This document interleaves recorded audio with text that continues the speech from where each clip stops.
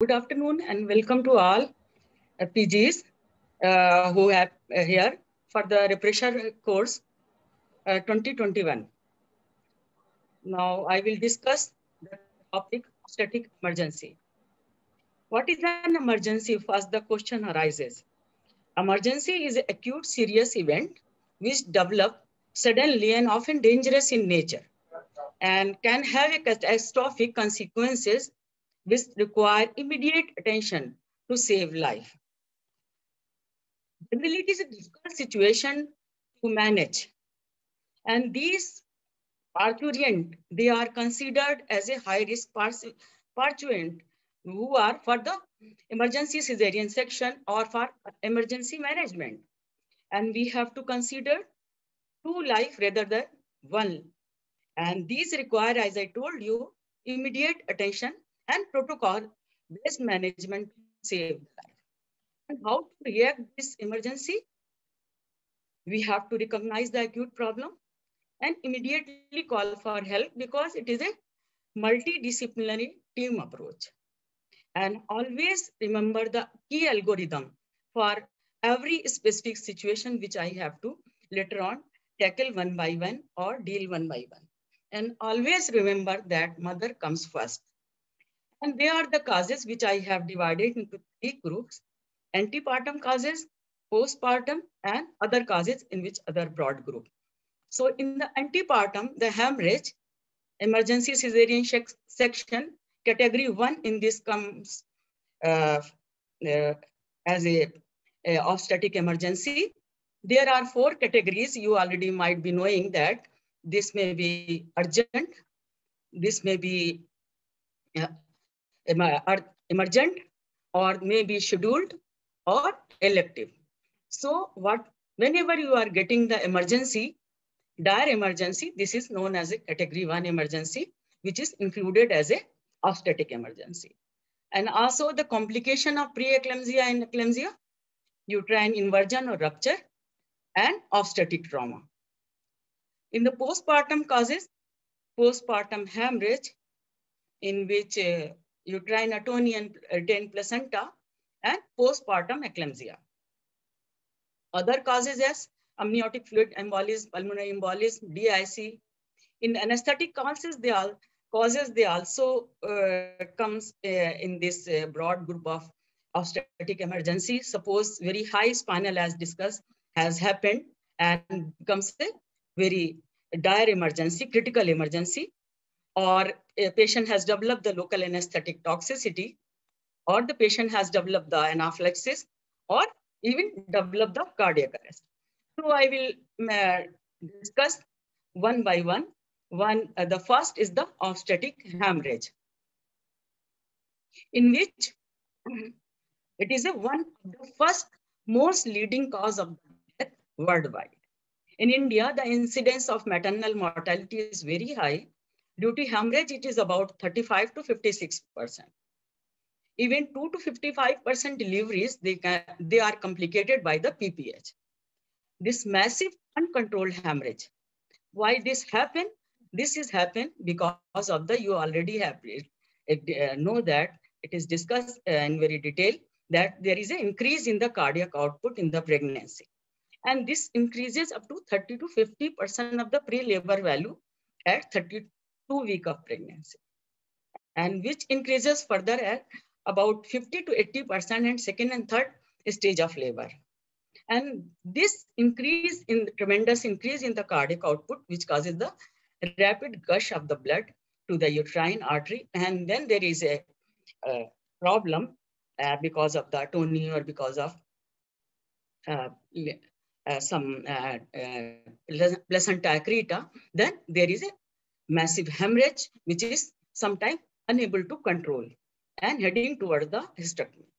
And this hemorrhage may be concealed, or you will not be able to get the sign of hypovolemia. So assessment of these patients is very important. How to assess this blood loss during this obstetric patient or even any hemorrhage is that usually you are not getting the sign and symptom of this hemorrhage up to second stage of labor. or when the patient has the blood loss or deficit of up to 30%. Because the patient usually not develop the hypotension, there might be orthostatic hypotension, or you will get only the tachycardia, tachypnea, or narrow pulse pressure. When the deficit is 30 to 40%, then you will get the hypotension. There will be tachycardia, tachypnea, or you might get the oliguria. When the loss is more than 40%, the patient will be in shock, BP may not be recordable, patient may be having an altered consciousness, or you might get the anuria. Why this happen? This happen because the compensatory mechanism of the body usually try to work when there is a decrease in the blood pressure and decrease in the cardiac output. There is a simultaneously decrease in the systemic vascular resistance. So when there is a decreased BP, there is increased systemic vascular resistance, and up to 40% of the decrease in the blood pressure or cardiac output, systemic vascular resistance increases to highest level, and so compensatory mechanism act up to this, and then it comes the plateau phase. So you will get the sudden or unrecordable BP after this 40% of the loss. So this type of hemorrhage, you know that the antepartum and postpartum. Postpartum usually when the loss occur within 24 hours of the delivery. It may be usually the late pregnancy. It may be placenta previa or abruption or DIC, or even due to amniotic fluid embolism or trauma. In the postpartum causes, maybe uterine atony or surgical trauma or retained placenta.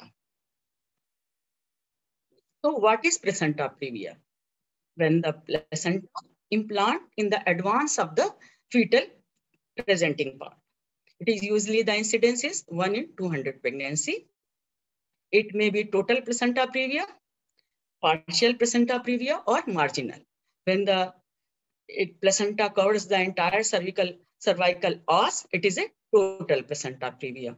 So it is a more dangerous situation as compared to the total or partial or marginal.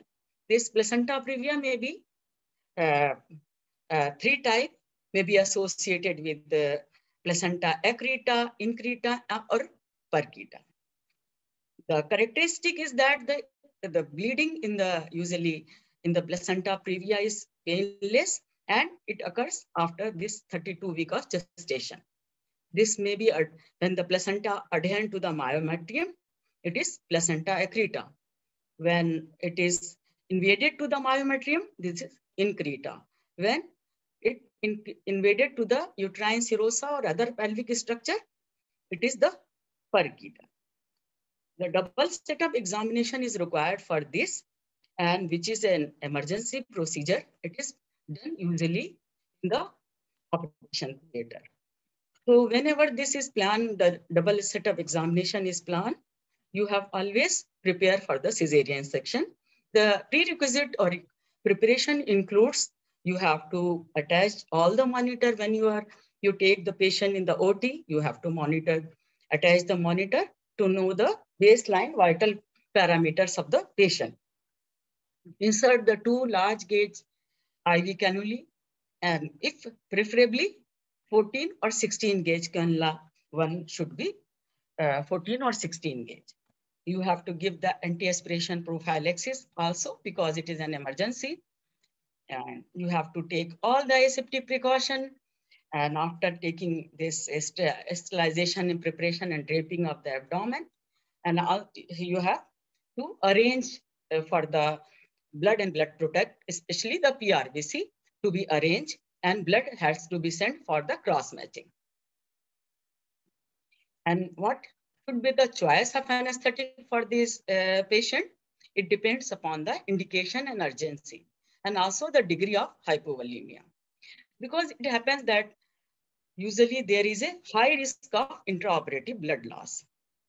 Or suppose you have taken the patient under regional anesthesia and patient developed the atonic PPS during the management of this patient, you should always convert the regional into the GA, because every patient, critical patient, and you have to provide the good oxygenation, ventilation, and circulatory status of the patient. So you will get the good neurological outcome as told by Dr. Sandeep, that it is the mandatory thing for the management of any patient. So how will you proceed for the management of this patient? So you have to evaluate your patient, the extent of blood loss and hemorrhage, resuscitate. Accordingly, you have to resuscitate your patient and prepare for the operative delivery. The assessment of the airway is very important thing. So you have to take the precautionary measure and do all the preparation, including the difficult airway cart and arrangement of small size tube. So you have to keep ready everything with and also the supraglottic devices. You have to assess the intravascular volume deficit, and so you can give the aggressive fluid replacement. And along with this, you have to evaluate the maternal hemodynamics and fetal heart rate monitoring to be done prior to taking the patient, and also fetal tachography to be done. And so in the preparation, you have to maintain the supplemental oxygen. Along with this, left uterine displacement to be done to prevent the aortic cable compression. So in examination, whenever you are getting the patient, suppose placenta previa, and you have to discuss the management, always start with that. You have to provide take the vitals of the patient, maintain the oxygenation by giving the supplemental oxygen, and put the left wedge under the right buttock to provide the left uterine displacement to prevent the aortic cable compression. And it is a method of intrauterine resuscitation. So you have to put already the large IV cannula and arrange the 4 unit of PRBC, coagulation status to be checked, and equipment for invasive monitoring to be ready, and start the invasive monitoring. Or for management, especially, you have to send the blood for the complete blood count, prothrombin time, partial thromboplatin time, and platelet count. The bedside coagulation testing, especially the thromboelastography and thromboelastometry, to be, if there is a facility for this to be done, because it tells about the real clotting status of the patient. Volume status, I told you, should be very aggressive and immediate, and you have to start the crystalloid when you are till you are getting the blood. And when you are considering that the patient have excessive blood loss, then you have to, and PRBC is available, now you start the blood. When the patient having a more than 80% of the blood volume is replaced, always suspect that the patient is heading toward the dilutional coagulopathy or might be having a dilutional coagulopathy. So you have to give the platelet and FFP and cryoprecipitate, so you can be able to correct that. Then question arises whether the regional can be given to these patient, patient who is hemodynamically stable. So regional only be the in this condition that the patient is hemodynamically stable and there is no history of recent bleeding, and patient is for cesarean delivery, elective cesarean delivery. And for the emergency cesarean delivery and patient is bleeding or history of bleeding, then you never give the regional anesthesia, because it is a big question on the part of the anesthesiologist who is attending the patient. So it is that only when there is no history of bleeding and it is elective and patient is hemodynamically stable, you can give the low dose of this regional anesthesia can be planned. Usually the general anesthesia is a choice. You have to follow the rapid sequence induction, and propofol should not be given in a hypovolemic patient. You might be knowing. Ketamine in the dose 0.5 to 1 milligram per kg to be given, should not be more than 1 milligram per kg. And etomidate in the dose of 0.3 milligram per kg, it also a good choice for bleeding patient. Suppose the patient with the having a severe hypovolemia and patient having an altered sensorium, then you can give the crash intubation with the help of muscle relaxant. This patient usually require the management in the high dependency. Placenta accreta, usually hemorrhage, here is very massive hemorrhage occur when the removal of placenta is attempted after the delivery. And this placenta accreta needs the thorough and uh, uh, uh, uh, also the planned, very meticulous delivery management. So because the management required the close coordination among the anesthesiologist, obstetrician, interventional radiologist, and blood bank specialized surgical team. Elective cesarean at 34 weeks usually done to avoid the emergency delivery. Sometimes there may be chances that the patient may develop the serious hemorrhage and may require the hysterectomy. Usually it happens. Now with the advances in the endovascular procedure or where there is a rheological good suit, they can be offered this endovascular procedure in some selected cases. And usually the diagnosis usually made intraoperatively and massive transfusion protocol to be followed. And what is this massive transfusion protocol? In the placenta accreta especially, where the blood bank has to release the 6 unit of O negative PRBC and 4 unit of ABFFP. And then within this 20 minutes of this release, they have to release the another additional 10 units of PRBC and 10 unit of FFP and 10 unit of platelet and 10 unit of cryoprecipitate. Then whether there is a role of autologous cell salvage. It is usually not tried in this obstetric patient because of the risk of amniotic fluid embolism and maternal alloembolization. So it is not done. What is this damage control resuscitation? It is usually done to decrease the intraoperative crystalloid and colloid to manage the patient with the help of crystalloid and crystalloid. And initially, and the PRBC and FFP and platelet usually given in the ratio of 1:1:1 to avoid the development of dilutional coagulopathy. So when the question is asked, what is damage control resuscitation? It is a where the blood and blood product in the ratio of 1:1 means PRBC, FFP, and platelet is given to avoid the development of dilutional coagulopathy. Cryoprecipitate and the antifibrinolytic, they are usually given when there is a FFP and RBC ratio is very high. Usually early administration of cryoprecipitate in the dose of 3 mg per kg is enough to raise the fibrinogen level of by 1 gram per liter. Then comes the postpartum hemorrhage. The incidence is also in the developing country is 1 in 1,000 delivery. And postpartum hemorrhage, it is very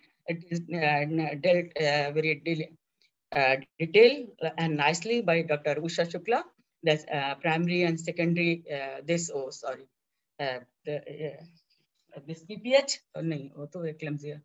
So postpartum hemorrhage, primary and secondary PPH. Primary is, you know that it is because of the within 24 hours because of the atonia or because of sudden placenta previa or hemorrhage. And the postpartum usually after 24 hours, within 24 hours to 6 weeks. So usually the etiology, it is a 4 etiology of primary PPH.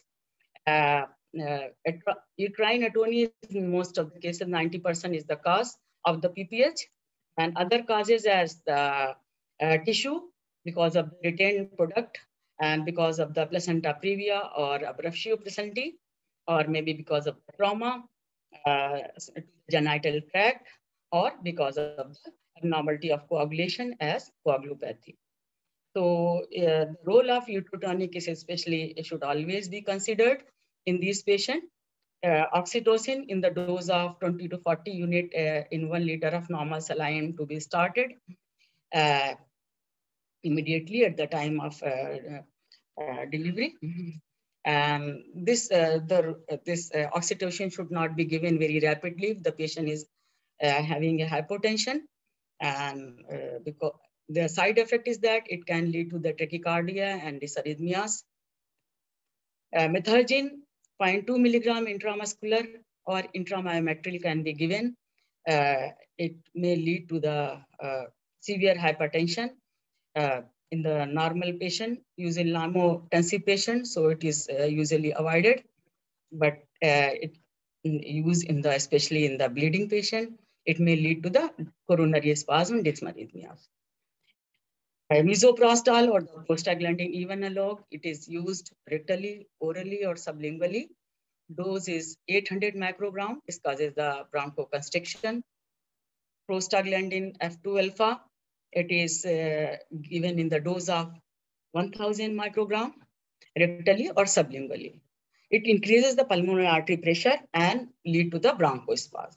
So whenever you are giving the patient to the asthmatic patient, you always think may lead to the severe bronchospasm to these patients. Or even the carboprost, it also lead to the bronchospasm, but it is used in the cases of the refractory uterine atony in the dose of 250 microgram. Hemostatic as tranexamic acid, it is given in the dose of 1 gram IV stat, and second dose is given after 30 minutes. Then it is given as a infusion of 1 gram per hour over 6 hours. Recombinant factor 7 or Novo-7, it is usually used as a rescue therapy in unresponsive hemorrhage. The cost is very high, and there is a prerequisite for administration of this Novo-7 is that the patient should have a platelet count of more than 50,000. The fibrinogen level should be more than 0.5 gram per liter, and pH should be more than 7.2. And means your patient should not be in metabolic acidosis whenever you are giving this to the patient. And dose is 90 microgram per kg stat followed by 120 microgram per kg. But the cost is very high with this, and there is risk of thromboembolic event. There is also this Bakri balloon. It is a term is used by the obstetrician. So you have to just knowledge because it is used for the uterine compression and where the provide the hydrostatic uterine balloon component, where the balloon is put into the uterine cavity and inflated with the 300 to 500 ml of saline and leave in place for 24 hours. Other surgical technique as uterine compression suture, as Billin suture, and other hemostatic suture technique. There is a devascularization procedure as bilateral uterine artery ligation, bilateral internal iliac artery ligation, or arterial embolization. There is also the hysterectomy is indicated sometime when there is a uterine atony or placenta accreta, or even in cases of uterine rupture. For the radiological management, as I told you, where the patient, when the mother is stable and she has to be transferred to the radiological suite, where the radiologist, they identify the vessel which is bleeding, and they embolize the bleeding vessel under local anesthesia. Angiographic occlusion of the balloon catheter, it is where the balloon is placed in the hypogastric or common iliac arteries and which having a temporizing measure. So in nutshell, how will you proceed? When you get the call, you have to call for help because it is a team approach. You have to assess the airway, breathing and circulation, stabilize the circulation, provide the patent airway, good oxygenation and ventilation, and provide supplementary oxygen by and left uterine displacement, obtain the wide bore IV line, start the IV fluid with the Kisplide, monitor the vital sign of the patient, catheterize the bladder, so you will be able to know the urine output, assess the need for transfusion, and arrange blood and blood product, and blood to be sent for the CBC coagulation status and the blood group.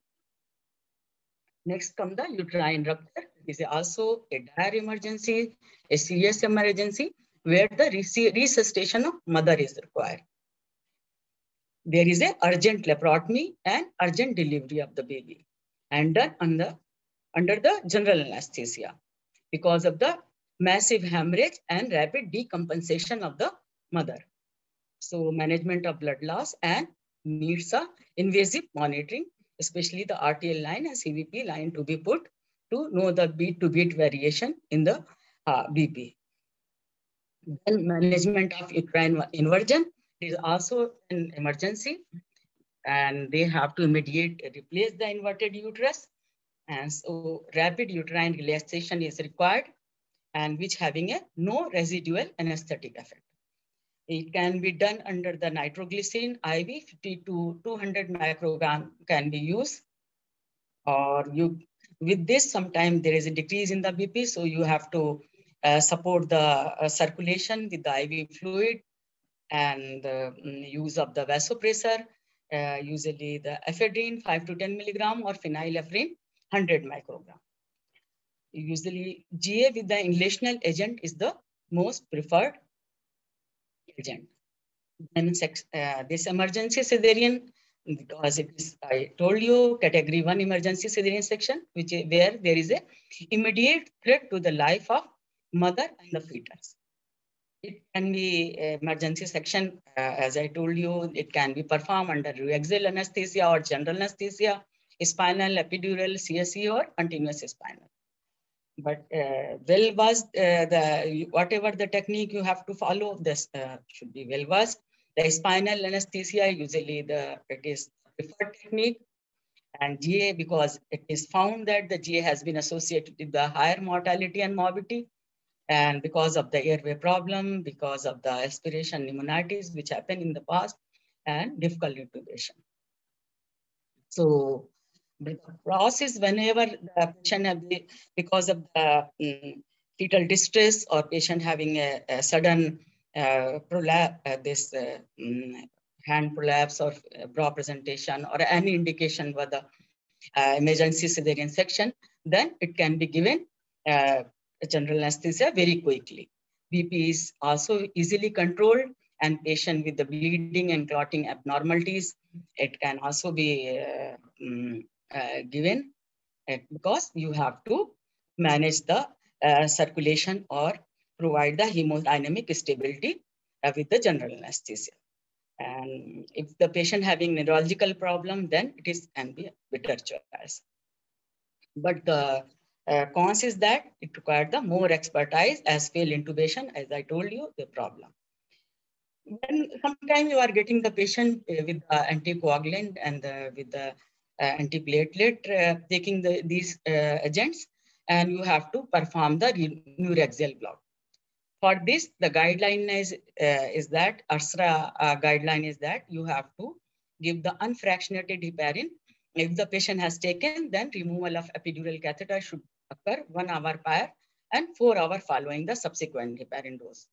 If the patient is on enoxaparin or low molecular weight heparin, then epidural catheter should be removed 4 hours prior to first low molecular weight heparin dose. Neuraxial anesthesia should not be performed if the patient has received the fibrinolytic or thrombolytic therapy. The general anesthesia, you have to give the start the oxygen and put it in the patient in the left lateral tilt has to be provided, and give the anti-aspiration prophylaxis, ranitidine 50 milligram or metoclopramide 10 milligram, and you have to intravenously apply all monitors and also arrange the equipment for the failed intubation and small sizes tube to be kept on the trolley along with supraglottic devices. And you have to pre-oxygenate the patient for at least 3 to 5 minutes because they having a low FRC and they can very rapidly desaturate. Make is that when the surgeon are ready, they have painted and draped the patient, then you have start with the RSI, with the propofol or ketamine, depending upon the hemodynamic status of the patient, and relax with the dexamethasone 1 to 1.5 milligram per kg, and applied that required pressure till correct position of the endotracheal tube verified and cuff inflated. And ventilate after assuring the correct position of the endotracheal tube, ventilate with the 50% oxygen and 50% nitrous oxide. And you have to provide the volatile anesthetic in a less than 1 minute to maintain the proper depth of anesthesia and maintain the normocarbia. And after delivery, you can increase this nitrous oxide up to 66%, and you can administer the opioid and reduce the volatile anesthetic. Give after delivery, you have to give the oxytocin 5 units slow IV and put in the drip 40 unit per 500 ml of the ringal lactate or normal saline, and given at the rate of 125 ml per hour. After completion of the surgery, you have to reverse the block and patient should be fully awake and following the command. This preeclampsia, I told previously that Dr. Usha Shukla has already covered in detail and very nicely. So it is also because it is a complication of this eclampsia or preeclampsia we are getting in the as a dire emergency. And this is the one of the third leading cause of the pregnancy-related death, superseded by hemorrhage and embolism. So prognosis is poor, and whenever eclampsia seizure is superimposed on preeclampsia, it is eclampsia. You know that what are the challenges whenever you are getting the patient of the eclampsia, because there is a risk of maternal mortality is very high, 1 in 50 women, and 23% of these patients, they require the ventilation and management in ICU. 35% may be associated with the risk of pulmonary edema or hepatorenal failure or renal failure. They might be having a DIC or hemolysis, elevated liver enzyme and low platelet count, or they may be having an acute respiratory distress syndrome. There may be intracranial hemorrhage, or they may develop the sudden cardiac arrest. There is also the risk of neonatal death in 1 to 14 cases of eclampsia. So there are some danger signs of preeclampsia and eclampsia. What is this? When the BP is more than 180 or 200 and diastolic is more than 120, and these are usually, these patients usually develop the encephalopathy. It is a hypertensive encephalopathy, and they might be having an intracranial hemorrhage. Or if they examine, they might be having a retinal exudate or hemorrhage, and there will be papilledema.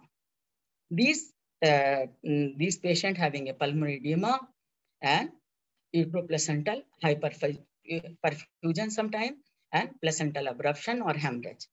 So whenever you are getting the patient of this preeclampsia with the high proteinuria, means 3+ and double of the AST, and urine protein creatine ratio of more than 30, means we are thinking that the patients are now developing the complication of preeclampsia. And there is also one criteria. This is a Eden criteria. Whenever this is present, it is considered as severe eclampsia. What is this? The coma of 6 or more hours, temperature of 39 degrees or more, pulse is over 120 per minute, systolic blood pressure is over 200 mmHg, respiratory rate of more than 40 per minute, and patient having a more than 10 convulsions. So these are the patients, these are the very high risk patients. So what is the aim of management? First, you have to ensure the maternal and fetal well-being. Then you have to provide the patent airway, you have to prevent and control the convulsion, control the blood pressure of the patient, and you have to manage the fluid and deliver the fetus. You have to provide the effective postpartum care and manage the complication of this problem. So how will you approach? You immediately call for help because I told you this is one of the dire emergency, and secure the airway by and provide the high flow of oxygen to the patient, putting the wedge under the right hip, secure the intravenous line, and send the blood for the uh, hematological screening, FFB and platelet and everything, and ask for the blood and blood product and cross matching, control the convulsion by the help of diazepam or thiopentone, and control the hypertension by the hydralazine or lobetalol IV. Infusion of sodium nitroproside can also be given. For the convulsion, control of the convulsion, magnesium sulfate is the choice, but immediately you have to, you can control by giving the diazepam or midazolam or thiopentone, as I told you. For the blood pressure control, the IV hydralazine, usually it is given as a 5 milligrams, so slow IV bolus, and you have to titrate the dose by getting the response, and you can increase up to 10 or up to 10, 15 to 20 milligram. Then lobetalol, but there is a chances of this tachycardia and neonatal thrombocytopenia.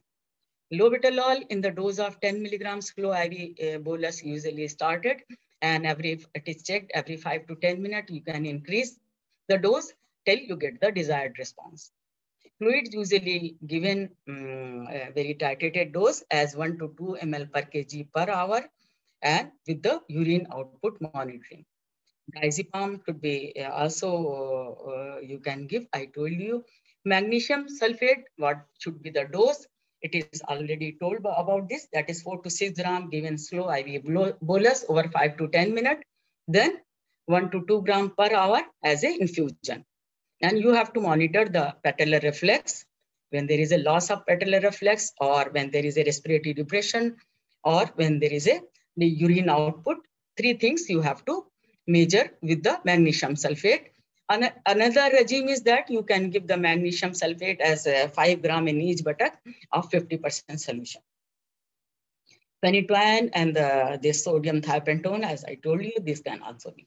It is found that there is a MAGPIE trial, and they have found that when the magnesium sulfate is given as a seizure prophylaxis, it decreases the incidence of eclampsia up to 59%. And there is also decrease in the chances of abruption up to 36%. And even the maternal death is also reduced up to 46%. So it should be given, and should know that it is available as 2 ml ampule in the 50% solution. So you have to take the 4 ampule of this, and you have to make it up to 20 ml with 5% extras and given over 10 minutes. Whenever you are getting any sign of this loss of patellar reflex or respiratory depression, or even with the ECG changes, then immediately stop the magnesium sulfate, and you have to against this magnesium toxicity, you have to give the calcium gluconate 10 ml of 10% solution by slow IV injection to counteract the effect of magnesium sulfate. One thing also you have to remember always that magnesium sulfate crosses the placenta and can lead to fetal hypotonia and respiratory depression. So how will you take this patient? The assessment of fluid and fluid balance. As I told you, you have to give the fluid in the dose of 1 to 2 ml per kg, because this patient having a hypoalbuminemia, and there is an increased risk of capillary, there is increased capillary permeability, and they have a leaky capillaries. So there is risk of pulmonary edema. Assessment of renal and hepatic and CNS function to be done, and airway, because the patient having airway changes. So you have to also always keep in mind, assess the coagulation status and assess the hematological status of the patient and arrange accordingly. As I told you, it is found that the dexamethasone also increases the platelet count. So you can also give if the patient having a low platelet count, and you have think in the mind. Then there is a question whether the spinal anesthesia can be used in the severe preeclampsia, severe preeclampsia. Then according to the Nelson and Angelo, there should be an aggressive approach to provide the regional anesthesia in patient with a severe preeclampsia, and should always be considered in an attempt to reduce the overall risk. So patient has not developed the convulsion, and patient is having a 160 BP, 160 by 90 BP, or patient is stable. You can think about the low dose spinal with the opioid, and you can plan this. What are the can spinal be? So when the patient also having no coagulopathy, you always be concerned over the coagulopathy, and you have seen the clotting screen, and the clotting screen is also the normal. Then you can give the regional. Because early epidural is an ideal for the pain relief in preeclamptic patient, and it provides the smooth control of BP and maintain the uteroplacental perfusion. GA, as I told you, the anti-aspiration prophylaxis, pre-oxygenation, rapid control of BP, and you have to attenuate the pressure response to laryngoscopy and intubation. Also important thing in the preeclampsia, severe preeclampsia and eclampsia. And for this, you can use the hydralazine, the dose of 5 to 10 milligram.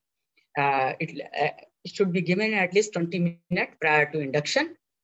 And labetalol also in the dose of 10 to 20 milligram, 10 minutes prior to induction can be a good choice.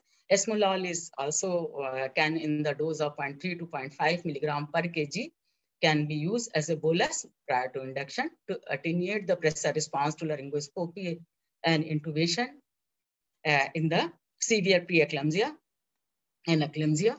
Lidocaine is always a good choice. It should be given in the dose of 1.5 to 2 milligram per kg during induction. Always anticipate difficult airway and arrange difficult airway cart and small size tube. RSI and intubation after the assessment of mask ventilation to be done. And this you have to ensure the proper depth of anesthesia by the inhalational supplement of inhalational agent, and neuromuscular monitoring to be done. Why? Because the magnesium sulfate potentiate the depolarizing and the non-depolarizing muscle relaxation. There is also with the magnesium sulfate, there is chances of uterine atony. So always take care of this carbopast and misoprost along with this oxytocin. In the patient, if the patient of the myasthenia gravis, magnesium sulfate is contraindicated, and also magnesium sulfate to be used cautiously when the patient is on the calcium channel blocker, because it produces the hypotension. And this magnesium sulfate to be continued in the post-operative period, 24 hours. So if you are getting the eclamptic patient, what will be if the patient having a normal ICP, no clinical evidence of bleeding, maintenance of platelet more than 80,000 per cubic millimeter, you can consider the regional anesthesia. It is a good choice. If the patient has raised ICP, clinical evidence of bleeding, and there is a decrease in the platelet less than 80,000 per cubic millimeter, you avoid the regional and consider the GA. And there is a ABC of eclampsia, which was also tell about the before by Dr. Sandeep. you have to take care of airway and by left side turn to the patient, and also bag mask ventilation, maintain the airway, patent airway, provide the oxygenation and ventilation, and provide the stable circulatory status, and manage with the drug, especially the magnesium sulfate and antihypertensive agent. Then comes the amniotic fluid embolism. It is the fifth most common cause of maternal mortality in the world, and it is suggested as anaphylactoid syndrome of the pregnancy. And there are three major manifestations which are responsible for this syndrome are the acute pulmonary embolism, disseminated intravascular coagulation, and uterine atony. What happened? There is when this fetal tissue part of fetal tissue enter the maternal circulation, there is an activation of inflammatory cascade, and there is a surge of the cytokine and release of the various anti-inflammatory markers, and they lead to the development of sudden vasoconstriction and development of hypoxemia, and leading to the heart failure and hypotension. Also, patient may develop because of the activation of inflammatory cascade, DIC, and bleeding. All these hypotension and bleeding, they all lead to the severe hypoxemia and finally the neurological insult. So how will you manage? You have to manage cause symptoms, a sign and symptom of the this amniotic fluid embolism, because there is a sudden maternal collapse. So you have to resuscitate the cardiovascular and the respiratory system and take care of the coagulopathy and correct the coagulopathy. Immediate cesarean section usually required for this, and you have to provide the fluid resuscitation, especially the optimize the preload, provide the inotropic support, vasopressors, and under invasive monitoring, you have to manage if the patient has already cesarean section has completed, and the patient should be monitored in the ICU, transferred to the ICU and monitored there. So there is also algorithm ABC of amniotic fluid embolism. You have to call for help. Oxygen, fetal monitoring is important thing. Optimize preload, consider invasive monitoring, give blood and blood product, and also consider the hydrocortisone. There is sepsis, and it is also a static emergency. There is a first sepsis 6 protocol for the severe sepsis, and there is a high flow of oxygen to be given to the patient to maintain the oxygen saturation of more than 94%. Blood should be sent for the culture. One should be drawn percutaneously, another from the vascular side. Broad spectrum antibiotic to be given